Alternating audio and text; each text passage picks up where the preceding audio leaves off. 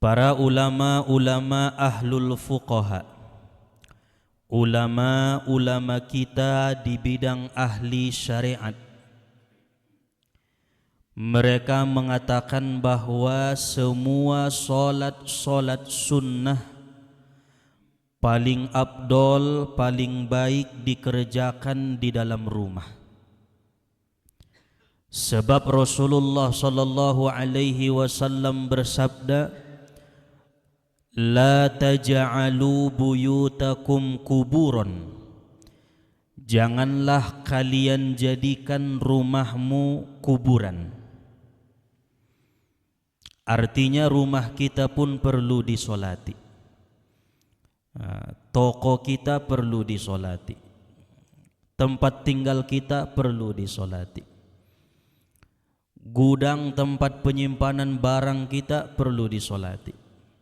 Janganlah kalian jadikan rumah kalian itu kuburan, kata Nabi sallallahu alaihi wasallam.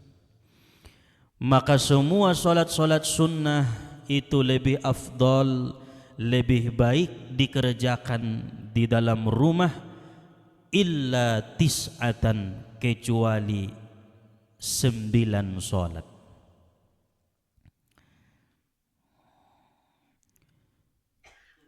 Yang pertama, solat sunnah ihram. Solat sunnah ihram lebih afdol di masjid, karena sekalian mengerjakan ihram di Masjidil Haram. Yang kedua, solat sunnah tawaf, sekalian tawaf mentong, lebih afdolnya di masjid. Yang ketiga, solat sunnah musafir dan pulang dari musafir. Perjalanan, misalkan dari Bandung ke Sumatera, itu musafir. Ada solat sunnah musafir namanya, sebelum berangkat dan setelah sampai di tempat itu. Begitu kita sampai di tempat, maka yang pertama kita singgahi afdolnya adalah masuk masjid. Kemudian solat sunnah 2 rakaat, solat sunnah pulang atau sampai daripada tempat kita musafir. Yang keempat, solat sunnah duha, itu pun paling baik dan paling afdol dikerjakan di dalam masjid, solat duha. Yang kelima, solat yang dinazarkan. Contohnya, apabila hajatku dikabulkan oleh Allah subhanahu wa ta'ala, maka aku bernazar solat sunnah 2 rakaat. Maka solat sunnah 2 rakaat itu afdol kita kerjakan di dalam masjid, karena solat yang dinazarkan. Jadi sesuatu yang kita nazarkan, yaitu solat sunnah 2 rakaat, maka alangkah baiknya solat sunnah itu dilaksanakan di dalam masjid, dan lebih afdolnya di dalam masjid.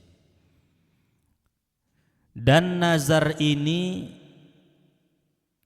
tidak sah kalau tidak diucapkan. Misalkan dalam hati saya bernazar, mudah-mudahan apabila saya sehat, bernazar ini, maka nazarnya batal apabila nazar itu di dalam hati. Maka nazar mesti diucapkan, ada ikrar dijaharkan oleh lisan kita, maka itu sah nazar. Walaupun tidak ada yang mendengarkannya, tidak ada yang mengetahuinya, hanya dia dengan Allah subhanahu wa ta'ala, mesti diucapkan dengan lidah nazar supaya sah. Dan bernazar itu diperbolehkan kepada hal-hal yang sunnah, tidak sah nazar kepada perkara yang wajib. Umpamanya contoh, seumpama saya sehat, saya bernazar solat zuhur 4 rakaat, batal, karena itu memang wajib. Jangankan dinazarkan, itu tetap kewajiban kita. Dan tidak sah nazar kepada perkara yang haram.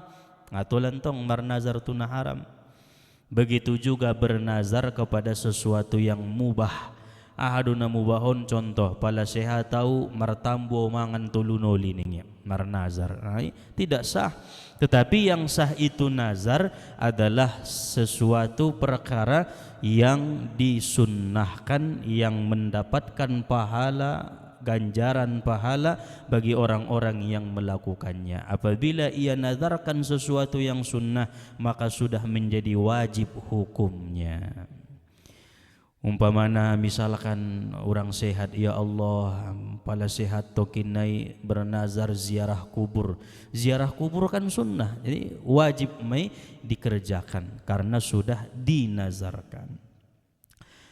Maka solat yang dinazarkan 2 rakaat solat sunnahnya itu alangkah baiknya dikerjakan di dalam masjid. Yang keenam, solat sunnah yang lebih baik dikerjakan di dalam masjid, yaitu solat sunnah rawatib bila takut masbuk berjamaah dan bila malas mengerjakannya di dalam rumah.